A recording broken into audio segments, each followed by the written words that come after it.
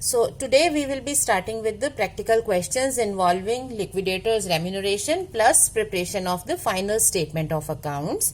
Now regarding this, again remember the preference order, and within that preference order you have number 1 secured liabilities, number 2 you have liquidator remuneration plus expenses, then third is preferential liabilities, which includes the government taxes payable within 12 months from the start of winding up, then the expenses for any investigation under section 213 and 216, then you have expenses or the amounts pending towards the employees relating to their wages and salaries for a period not exceeding 4 months within last 12 months from the start of liquidation, their accrued holiday remuneration, the payments regarding their insurance scheme, and the payments under the compensation for workmen's compensation act. So these are the payments which are called preferential payments.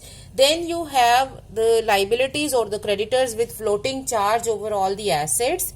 Then you have unsecured creditors. So when we look at preferential creditors, then any tax is payable for any time period prior to 12 months of start of liquidation. They will not be treated under preferential creditors. Likewise, employees' salaries and wages for any period exceeding 4 months is not a preferential creditor. It will be a part of unsecured creditors. So when we talk about preferential creditors, certain time limit is there that we need to see. So let us see here. Secured creditors are 20,000. So this is fully secured against the asset fetching you 25,000, which means you have surplus here, right? Then you have salary owed to employees. We know that there is a time limit of 4 months maximum salary can be taken within 12 months prior to liquidation. But since we are not given any date, we can take this as a preferential payment. Unsecured creditors, debentures having floating charge 1 lakh. Liquidators remuneration is 3% of the amount realized, including the assets given as securities. So the assets which are given as securities, these are also to be covered while taking his commission remuneration. 2% of the amount distributed to unsecured creditors is also taken. Now assets excluding securities realized 1,26,000. So these are your free assets and this is the asset pledged. Liquidators remuneration is to be calculated and a final statement is to be prepared assuming expenses are 250. Now we are to calculate the remuneration plus we are to prepare a working note for the main statement, because we cannot draw main statement. Reason is that in the main statement the payments are given under 3 categories, right?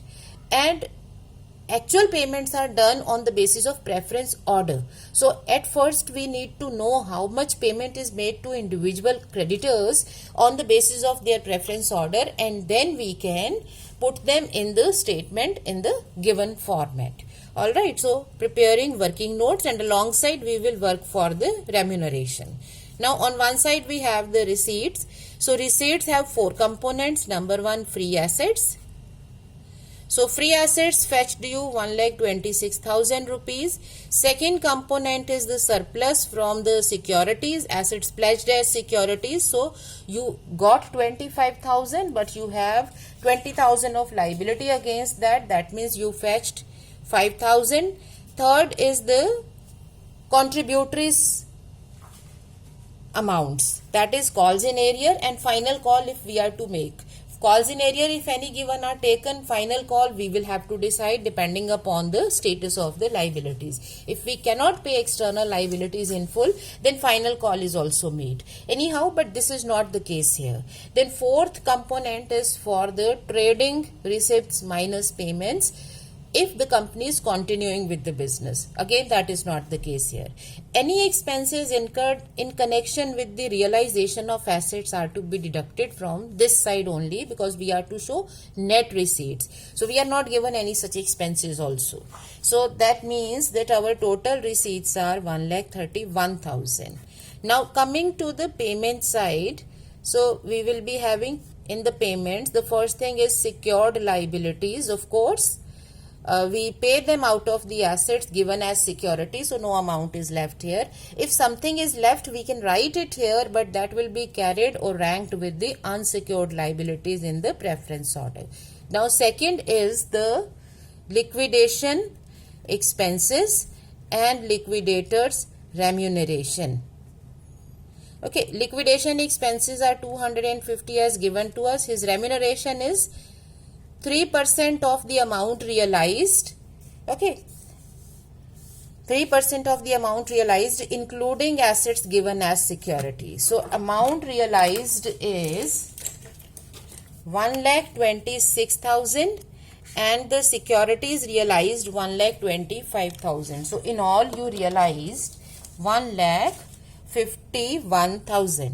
Okay, 1,51,000. So that gives us 4,530. All right. Now next component is 2% of the amount distributed to unsecured creditors. But right now we don't know how much amount is to be paid to the unsecured creditors. So just leave it for the time being. Third component is preferential payments, which includes here salary 6,000. Next component is liabilities with floating charge. So that is given to us. Yes, debentures having floating charge. In case of debentures, if their interest is due, that will also be paid. So in case the company is going for voluntary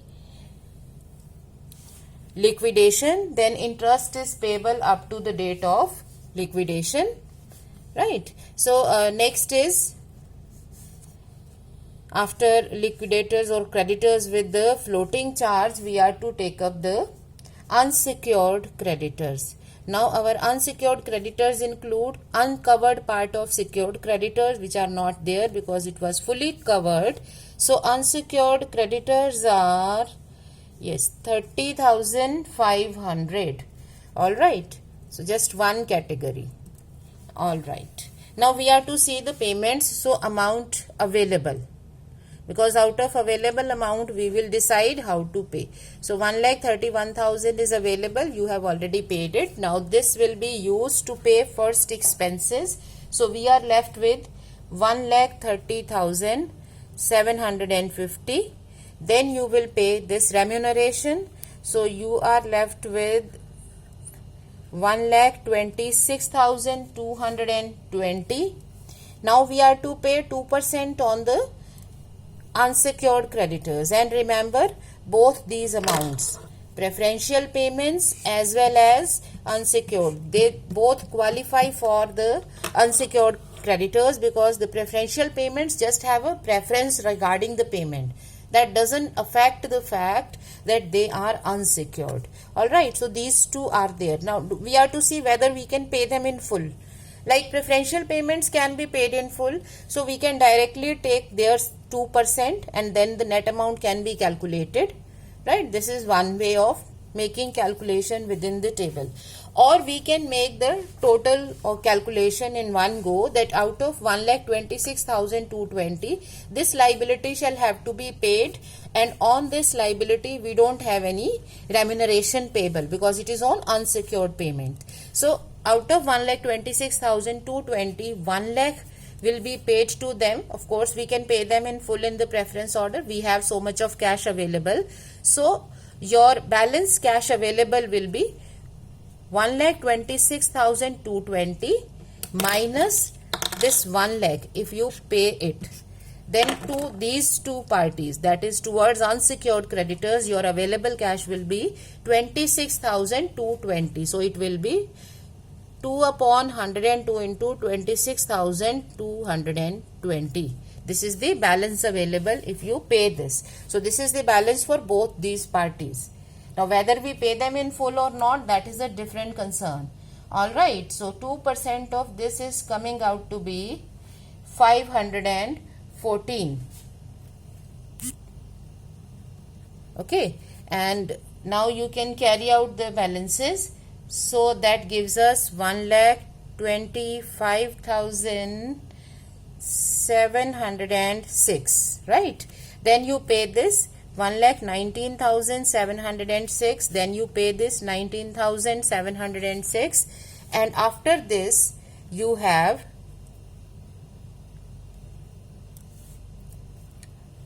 payment of this, which implies it will be paid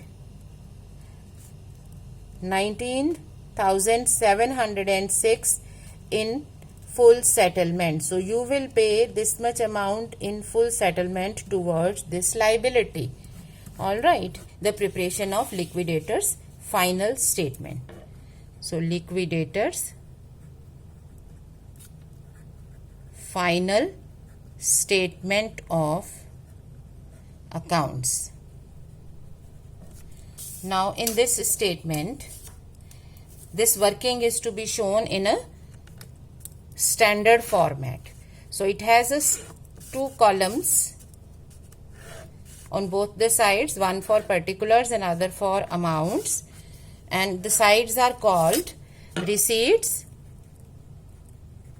and payments. Okay, so on the receipt side you have only two components. See here, so you have only these two components. So you will be writing here realizations from free assets 1,26,000, and second is surplus, that is 5,000. On the payment side we have number one, liquidation expenses and liquidators remuneration. Okay, so this is coming out to be 4530 plus 514. Both the components will be recorded here separately. So 5044, this is his remuneration. Now this will be taken, and then you are to show the liabilities payments in three components. Number one is the preferential liabilities, liabilities with the floating charge, and unsecured creditors. So these will be recorded here.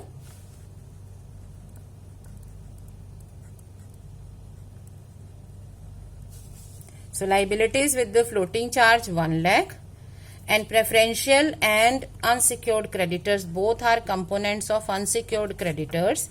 So these can be recorded collectively 6,000, and unsecured creditors, to the unsecured creditors you are paying 19,706. So 25,706 is being paid here. So it gives you a total of 1,31,000. Alright, so this is how we compile a statement of accounts, and we can calculate the liquidator's remuneration as a part of the working notes. Now let us take up one more question to practice this. So it is ATC went into liquidation with these liabilities. Secured creditors 1 lakh, securities realized 80,000. Okay, so now you have lesser amount being realized, which means that 20,000 will be left, and it will now rank with the unsecured creditors. Preferential creditors include excise duty 10,000, employees salary 60,000. Now we must remember, in preferential creditors, employees salary can be taken at the maximum for 4 months. So out of 60,000, which is of 6 months salary, so monthly salary will be 10,000. So 40,000 will qualify for preferential creditors, and 20,000 will qualify for unsecured creditors. Unsecured creditors 1,60,000, so this 20,000 will go along with this. Likewise, from this secured creditors also 20,000 will go here in this category. Equity capital is 1 lakh rupees divided in shares and calls in area 1,000. So this will also be realized. So we are given this component. Liquidators out of pocket expenses 1260. Now these are all liquidation expenses. Out of pocket expenses basically implies that liquidator has paid these expenses. So you will put them in liquidator's account, and he will get a reimbursement of these expenses in a way. Now he is entitled to a remuneration of 3% of amount realized and 1.5% of amount paid to unsecured creditors, including any payment for uncovered secured liabilities. That means for these liabilities, the 20,000 balance, if anything is paid here, he is entitled to a remuneration there also. Various assets excluding securities realized 1,50,000. Okay. Prepare final accounts statement assuming securities are realized by the liquidator. So we are to assume that the secured assets are realized by the liquidator. It means this amount also qualifies for calculation of liquidator's remuneration. Now let us prepare a working note, right? And alongside we will make the calculation for his remuneration. Now in the preliminary statement, we will be first recording the receipts. So receipts are number 1 from the free assets. So we have got 1,50,000. Then surplus. We don't have any surplus right now because in this question we have realized 80,000 against secured creditors of 1 lakh. Third is from the contributories in respect of calls in arrear or final call, if any, there, and if we need that. Then you have trading receipts minus payments if you have any. So again that component is not there. So our overall amount is 1,51,000. Now let us check the status of payments. Now payments in the preference order includes number 1, secured creditors. Now secured creditors are something that are to be paid out of the assets. So you can pay 80,000 here, but 20,000 is left, but this will be ranked along with unsecured creditors. So we are having a balance, but this will not be paid here. It will be going in the next category. Second is the liquidation cost and liquidator's remuneration. Right. So liquidation cost is given to us 1,260. And liquidator's remuneration have two components, 3% of the amount realized.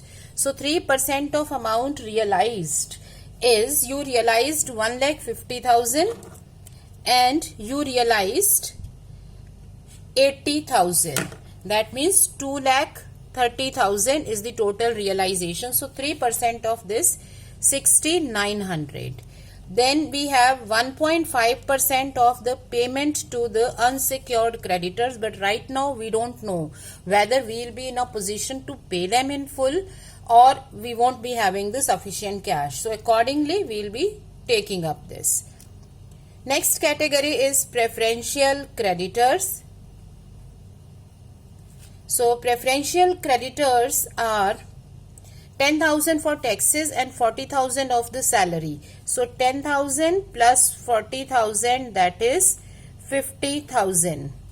Then you have next liabilities or creditors with floating charge. However, in this problem we are not having any such liability, so just leave it.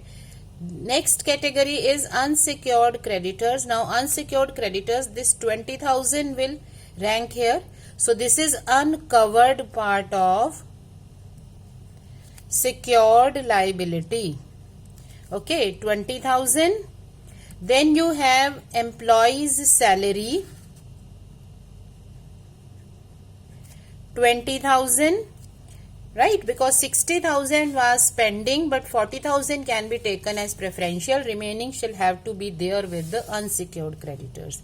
And other unsecured creditors given to us are 1,60,000. So in all you have 2 lakh coming here in the unsecured creditors. Now let us see the availability of the amount and check whether we can pay them in full or not. So this won't be paid. We have in all 1,51,000 available with us. Okay. Now you will deduct this cost first. So you are left with 1,49,740. Then this component of remuneration will be paid. So if we pay this, we are left with 1,42,840. So this is cash available at this juncture. and we are to give this much commission now before we pay to these people.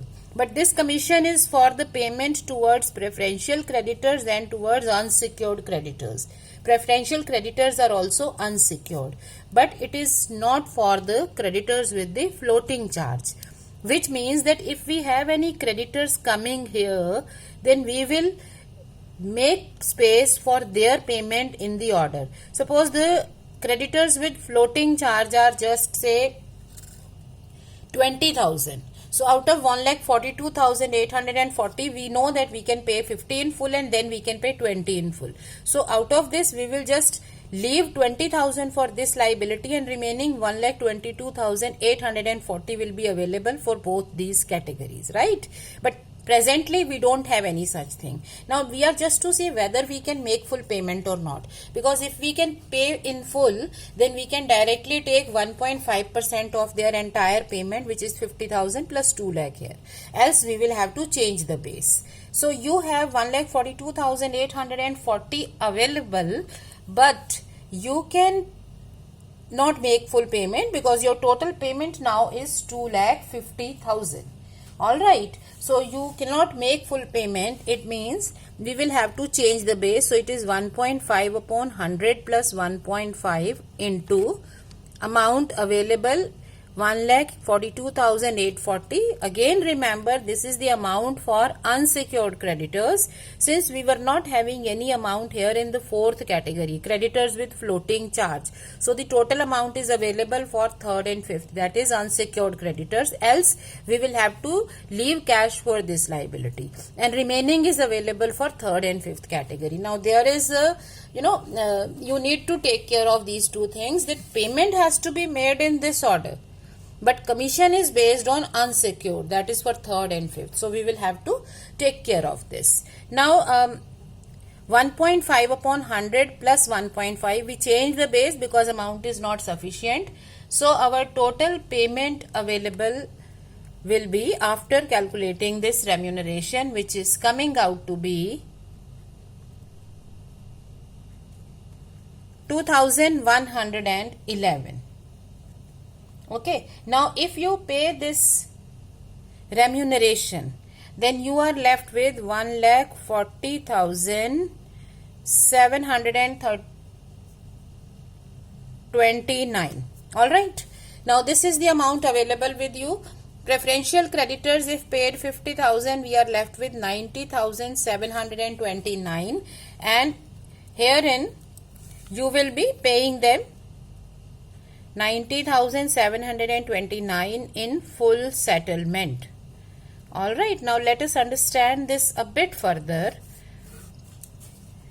Since you are paying them this much amount and you have three liabilities coming in this category, and their proportion is 20:20:160. I mean, it is 20,000, 20,000 and 1,60,000. So ratio is 1:1:8. So 1/10, 1/10 and 8 by 10. So 1/10 of this amount, that is 9,073, will go for uncovered part of secured liabilities.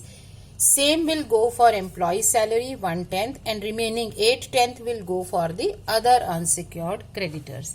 In a way, you see, this commission which you paid out of this available cash, if we were not to pay this commission, then the whole amount would have been paid to these parties. And since you paid this commission, it reduced the availability and the remaining amount is distributed. So in a way, these people, these parties are bearing the burden of liquidator's second component of remuneration in their 1:1:8 ratio. Right? Otherwise, this won't be there. It means this amount is 1,40,000 plus 729 plus 2,111, and the whole will be distributed in this ratio. So if they are getting something, it is in this ratio of their claims, and if they are not getting something, again it is in the same ratio. So their share in the liquidator's remuneration is in the same 1:1:8 ratio. Alright, so this is how we prepare the working note along with the calculation of the remuneration. Right at this stage, we can calculate the remuneration. Now, some people prefer to calculate remuneration stepwise. Now, why I say stepwise? Because what they do is that they do not calculate remuneration in one go like we calculated it in all. They simply record the amounts and they calculate remuneration one by one, like 1260. So we are left with 1,49,740, right?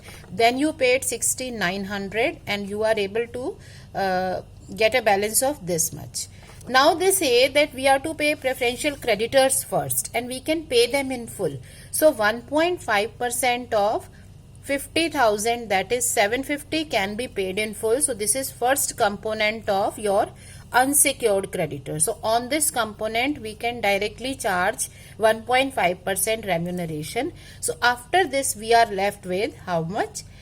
1,42,750.90. all right. So the second component of this, that is the payment towards these unsecured creditors. So they say that we can calculate 1.5% directly for preferential creditors, and for the remaining we will change the base. So how will we do this? After this, you know that you are to pay 50,000 which you can pay in full, so you charge their commission directly. Then unsecured creditors in all are amounting to 2 lakh rupees. So if you are paying this in full, we are just having this component here, so we cannot write the amount here. It won't be a fair amount, right? So it won't be a fair amount. You have paid 1,260, you are left with this. You paid 3% remuneration, you are left with 1,42,840. Then you can pay preferential creditors of 50,000 in full, so you can take their percentage 1.5% directly and you are left with this much balance. Now for the remaining creditors, how much cash will be available? Out of this, if you pay 50,000 and if you have any amount here, creditors with floating charge, you will pay the same also. So the remaining balance for these people is 1,42,090 minus 50,000 minus any amount here. So 92,090. So your second component of remuneration is 1.5 upon 101.5 into 92,090. I hope this amount is clear to you. This is your availability. And since we are to calculate remuneration for this component, it means we are to pay these two first. So out of this cash, if you pay this, so you are left with 92,090. And the amount herein coming out to be is 1,361. Okay. So whether you pay commission in full right in one go, or you pay it stepwise, first for the preferential creditors and then for the unsecured, in both the cases your amounts are going to be same. So it is up to you. You can make calculation as you wish, as you understand. It won't affect your calculations. Like herein, if you take up the second part, your entire amount of remuneration is still the same. It is going to be same. Then you are left with the balance. Out of this, if you pay 1,361, that means you have 1,40,790. Yes, 729. This is the amount left. Then you are left with 90,729. So this will be paid in full settlement of this amount. So it won't affect our remuneration. So you may calculate remuneration directly in one go at this stage, or you can make the calculations after paying to preferential creditors. But in this case, the components will then be split into two, 1.5% of preferential creditors and 1.5% with changed base for the remaining. So this is how we calculate the payments and the remuneration. Now let us prepare the liquidator's final statement of accounts. Liquidator's final statement of accounts, which is just a presentation of all the receipts and payments. We are not doing anything extra in this statement. We have already noted down the receipts and the payments. So we will just put them in the format. This statement has two sides, receipts and payments. Now on the receipt side, you have free assets. If you are given the name of the assets, you can put them one by one. Surplus is not there. I am just writing it as a reminder to you. Just for practicing, make it a habit to at least name all the components. That way you will not forget them. So there are 4 components: calls in area and then trading receipts. Calls in area are 1000. So that makes it the total receipts. Now the payments that we have prepared here, the order of payment is different from the order which we show in this statement. On the payment side, as per the format of the final statement of accounts, we are to show first of all liquidation expenses and liquidators remuneration. Now liquidation expenses are 1260 and the remuneration is, we have calculated these 2 components. So you can just give a note here along with this that the total remuneration of liquidators is 6900 plus 2111, that is 9011. So that can be taken here 9011 and you can give this a number 1 working note. Now the payments are given in 3 categories. In this statement, the payments are given for creditors with floating charge, okay, which are not there. Then you have unsecured creditors, which include preferential creditors 50,000 and other unsecured creditors include uncovered part of secured liabilities, employees' salary and others. Okay, so these are the components here 1, 2, 3, 4. So in all these people have been paid 90,729. You can distribute them in their ratio like we stated here 1:1:8. So just distribute this in the ratio that can be written in the inner column. Then third component here is for the payment to contributories, that is payment to shareholders. So this statement shows the payments in a different format as compared to what the order is as per the company law. That is why we have a need of this working note, because we are to make payments as per the order. But when we come here in the final statements, we are to show them in a different way.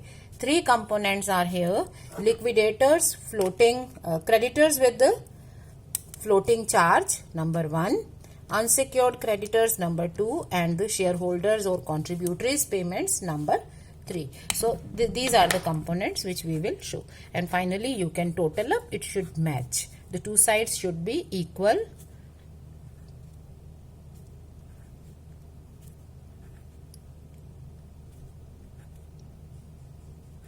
Alright, so 1,51,000. So this is how we solve the questions for the final statement. Now again let me explain one more thing here. When we are making this preference order, in most of the problems you will be finding that this is the order that we are following.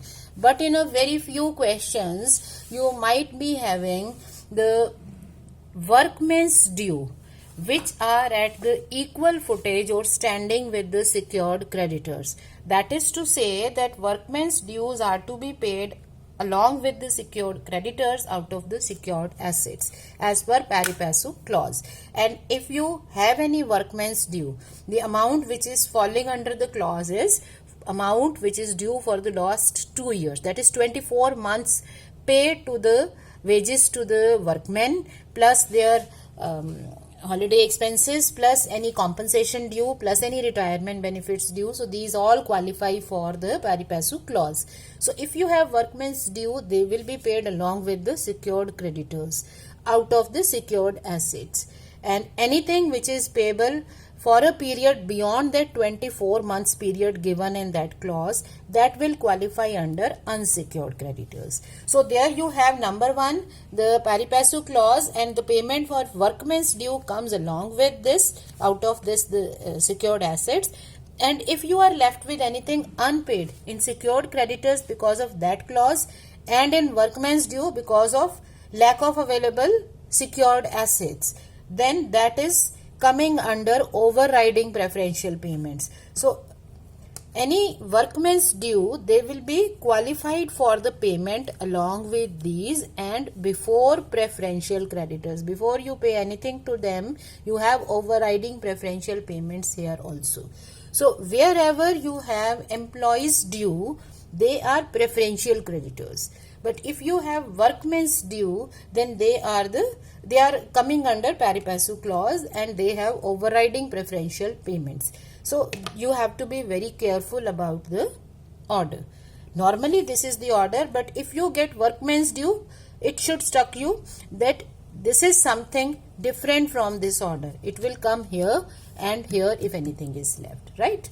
So we'll try to take up one more problem including the workmen's due. That's it for the day. So you can practice your questions on this. Thank you.